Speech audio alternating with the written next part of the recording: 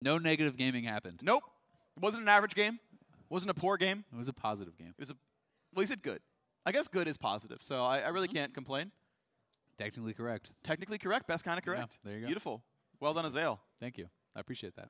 All right, World Finals MVP Tian up against Peanut. This is hype. Will his team finally stop bullying him if he wins? No. No, that's true. If he wins the entire thing, if he's a 1v1 champion. Yeah. Maybe. Is Doomby in this? He's got to Yeah. beat some of his other teammates. Yeah. Then maybe Tian will stop getting bullied. Yeah, if he claps, I want to see that final. Yeah. I want to see him clap to him. Like, Yeah. name your matchup. Rise Mirror beats him down. He beats him in AP Nautilus Mirror. Yeah! It's like the most iconic. It's a best of 3, I'm Like, pretty make sure. fun of me now. You play Rise v Rise, you play Malphite v Malphite, you play Nautilus vs Nautilus. You win them all. That would be the ultimate.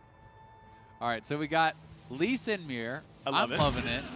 It's Grasp versus Grasp, Flash versus Ignite. The only difference that we can really see here. There's going to be some kick shenanigans. Yeah. I'm expecting at least one double kick or they both fly away.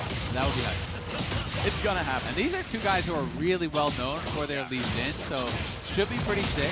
And Lee Sin also one of the matchups that a lot of pros like to play to actually warm up. This is one of the things that when players are warming up on stage and they do 1v1s, Lee is one of the go-tos for a lot of players because it is a very mechanical matchup. You see a lot of guys go for Lee Sin versus Lee Sin, Lucian versus Lucian, these types of matchups. So Tian has an early lead though. Yeah, good stuff. I didn't like Peanut taking one of his cues. He got Grasp and could have walked back, and then Tian got a good trade on the back half of it. But now holding the wave, putting the shield back up. Grasp constantly ready. Yeah, Tian going for the Rejuve B plus health potion instead of just going for that refillable, so won't have the efficiency of kind of the multiple uses of that refillable, but you know, it is kind of more power now, and the Rejuve B does a little bit of work over time. Tian up 2 CS on the first 2 waves. Ooh. Yep. Got 10 versus 8 of 12. He's just keeping up. Again, it's a difference of like 70-ish gold. Missed the cannon. All right. See if Peanut gets it. If Peanut gets it, you're just ahead. All right, he's ahead. Gold. Yeah. Yep. It's worth so much more than the other minions, so getting that really is worth a lot. So Wave here. Peanut pretty much ahead. That was actually really well timed. Tian was mid-E animation as the heal came down, got the buff, slapped, got some damage on the Peanut. Nicely done. Yeah, Peanut gonna get it back, but it was actually into the safeguard shield of Tian. So Tian really playing this out well, anticipating when that damage is gonna come out, being able to pre-shield the current health damage buff that does come out from those health packs. So It's coming pretty soon. oh yeah. Knocking the waves back and forth. Way better CS for Tian. So once the recalls come in, you're going to see an extra longsword or something, which will be pretty valuable. I wonder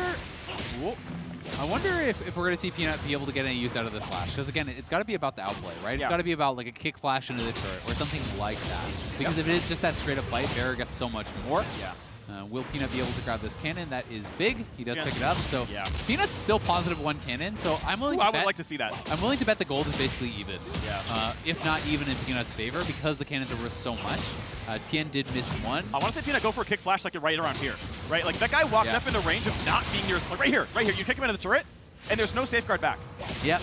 And you get a lot of damage out of that one. Yeah, if he uses the W shield, he has no flash to actually avoid it. He's just, like, he has to Q you, and, like, that's maybe enough. Yeah, and I mean, if you Q to him more quickly while he's displaced, then he doesn't actually have a way out. He'd have to hit a minion or something, but that's the kind of outplay I think we're looking for with that flash here from Peanut. Yeah, I don't think Tian's like allowed to push as aggressively anymore.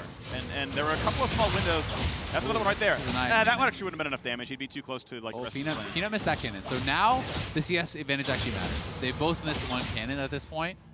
So that 10 or so farm that Tian has been sitting ahead is going to start showing itself as a couple of Good damage.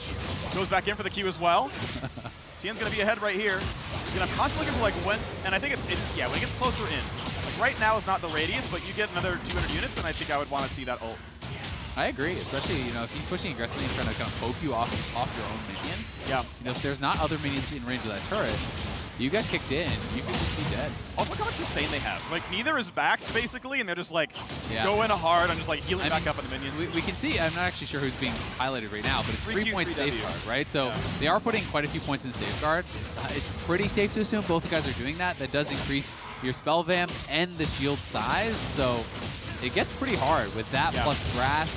You know, we're assuming some fairly defensive masteries, you are very, very tanky. I mean, yeah, your grasp is And all double like, Dorans. I mean, you're definitely running like Revitalize, Like, raising look at your this. shields and healing is higher. Every punch is like 25 heal. Well, it's 15% lifesteal for rank 3W, and then another 6 from the Doran's Blade, so that's 21% before runes. Yep. Revitalize is Heal, 5% five heal. 15. Big damage here. This is not enough to kill just yet. Again, they are pretty tanky. 4 points Q now for a high lives in. Whoa. There's a kick backwards, but again, that's his own turret, so he's fine. Jumps right back in. Is this the play? Ignites on. Be careful. Peanut could die to a Q. If he Q lands, he's dead. That's it. Oh. Nice kill. He didn't bury or flash. If he buries, he dies anyway to the second half. Although Yeah, I guess he he's got- now in the turret, so that's Yeah. fine. But yeah, not flashing the Q, that's an oof. Yeah, I guess he thought he was just quite out of range. Wasn't. Tien has been playing it better. You got to give him the credit. I mean, he's up 20 CS. Yeah. He gets the first blood. Really impressive. He has really been making it work in what is a full mirror between two elite level Lee Sins. I am surprised to see one dominating it this hard. I agree with you. It's really, really impressive stuff. And look at the buy. It's just way better. Oh my gosh, yeah. Way, way better. With that Tiamat wave clear, plus your W active, you can actually clear out the wave with your E, your Tiamat pretty quickly and spell vamp a lot up. The Serrated Dirk is going to be much less effective because there's quite a bit of armor on the other side here. Yeah, I was going to say a meta call I think that needs to be made here is Serrated Dirk is bad, always go less Whisper. Whisper is 25% armor pen, and Dirk is, I think, 10 lethality? 10 or like 12 or something, which is like really more like 8 armor pen, which, by the way, not as good as 25% of 70-something. In fact, it's 133, so it's like, Last Whisper is like 40 armor pen. Yeah, yeah, it's definitely very, very valuable. This is interesting. Executioners coming out actually from Peanut, but look at this. Peanut's almost 2,000 gold now. It was an 1,800 gold lead. He's getting denied off the cannons. He is very far behind as far as the itemization of gold. Tien can clear out this wave and then try to recall really quickly. We'll see if he does go for that. You want to get the cannon for the optimal buy. If you can get the cannon and recall immediately, I think he's still fine to recall. Oh, he missed the cannon, though. Okay. Oh, he takes it. Ooh, okay. He's trying to bait the kick.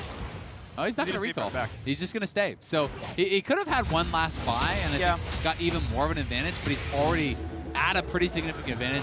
This is where it has to be down because it is sudden death. So even though Tien has gotten one kill, if Peanut can kick him out into the fire, if he can get some sort of flash outplay where he dodges his opponent's Q and then kicks him in a turret or something along those lines, he still could win, but Tien is in such an advantageous position.